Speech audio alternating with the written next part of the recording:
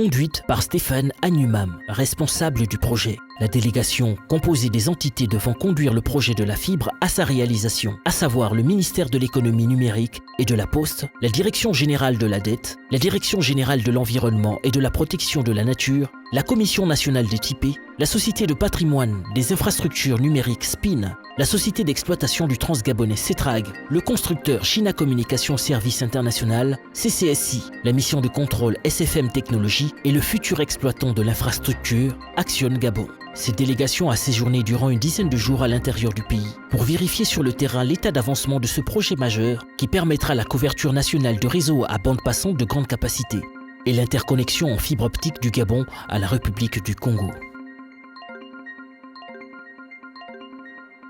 Les centres techniques CT de type 1 et 3 ont déjà été construits respectivement à Libreville, Ovendo, Nkok, Ntoum dans la province de l'Estuaire. Dans la province du Moyen-Ogooué, le CT de Ndjolé est en cours de finalisation. Nous avons 4 CT dans le cadre du projet Backbone.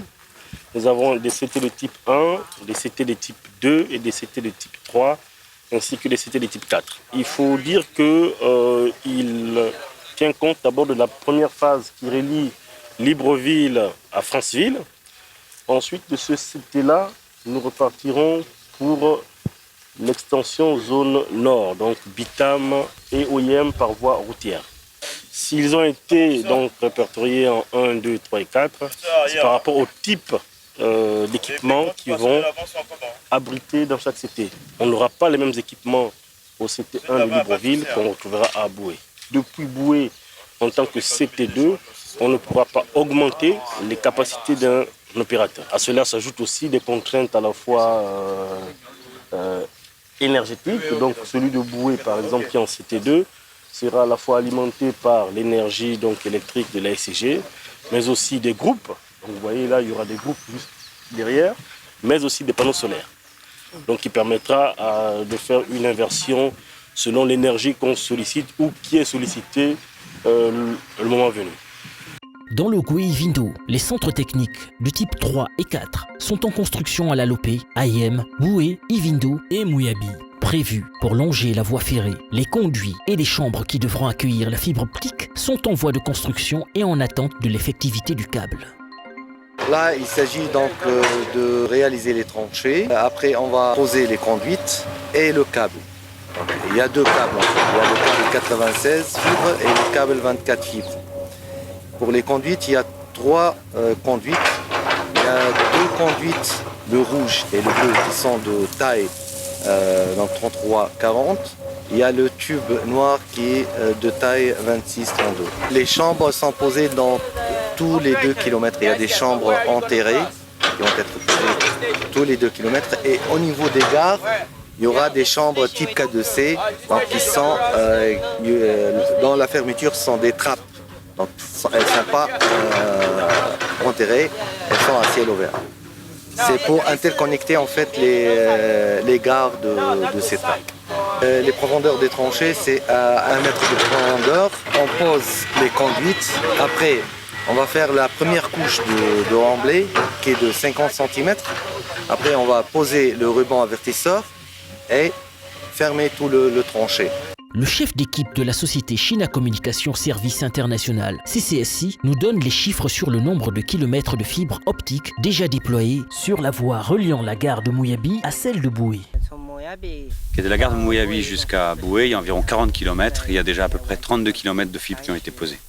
Et quand on dit que 32 km ont été posés, ça comprend aussi bien la fibre que les tubes PEHD, que les chambres. L'emplacement du centre technique de Mouyabi a été déplacé.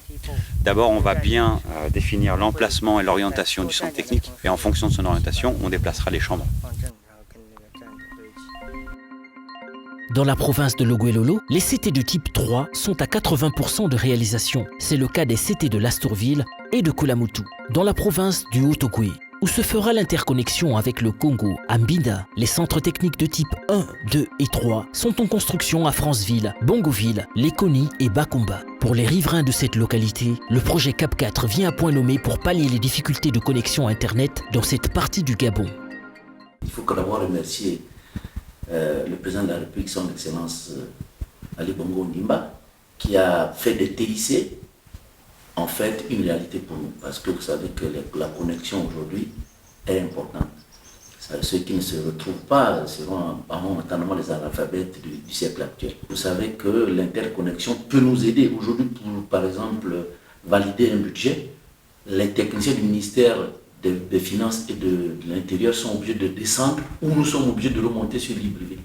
Or, si on est interconnecté, il est beaucoup plus facile de régler un certain nombre de choses. Nous sommes des agents de développement.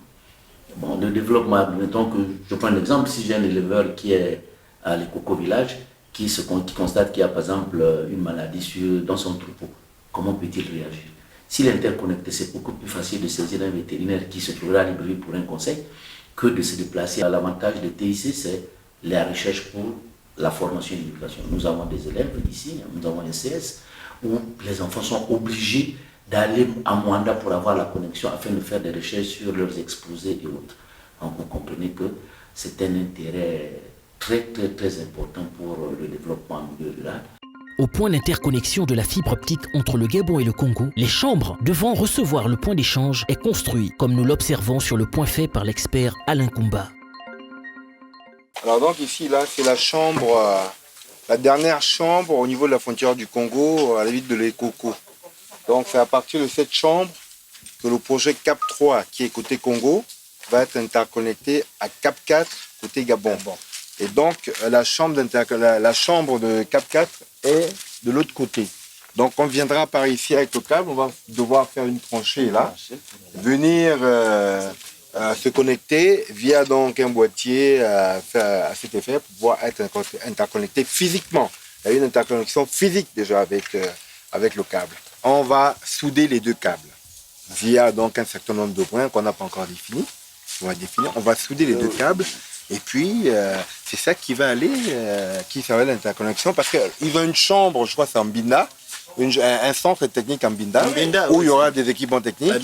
Et nous on a Bakumba l'autre côté où il y aura aussi des équipements techniques. Voilà. Au terme de cette mission qui a permis à la délégation de vérifier sur le terrain l'état d'avancement du projet CAP 4, l'inspecteur général adjoint du ministère de l'économie numérique et de la Poste nous livre ses impressions. Les travaux de CAP 4 avancent positivement. Il y a des petites corrections, il y a des petites modifications, mais dans le développement normal, cela avance. Et c'est ce que nous avons voulu démontrer en faisant cette inspection, qui est que qu'est-ce que nous allons avoir dans quelques temps et comment est-ce que ça va se présenter. Dans tous les cas, nous avons visité pratiquement tous les CT, tous les centres de techniques sont en place. Celui de Koulamoutou qui est derrière moi, qui est un CT2, est en place et que le travail de la fibre est en train d'avancer.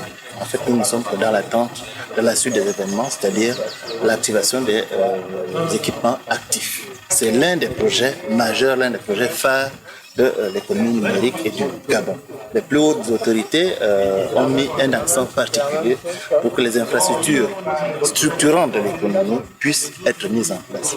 Le backbone national, la fibre CAP 4, est un élément structurant national parce qu'il touche tous les secteurs d'activité économique, aussi bien de l'éducation, de la santé, qu'au niveau de la relation humaine entre personnes et sur l'ouverture au niveau international. Comme vous venez de le regarder dans ce reportage, la construction du backbone national gabonais, BNG, est une réalité à travers la réalisation du projet CAP 4.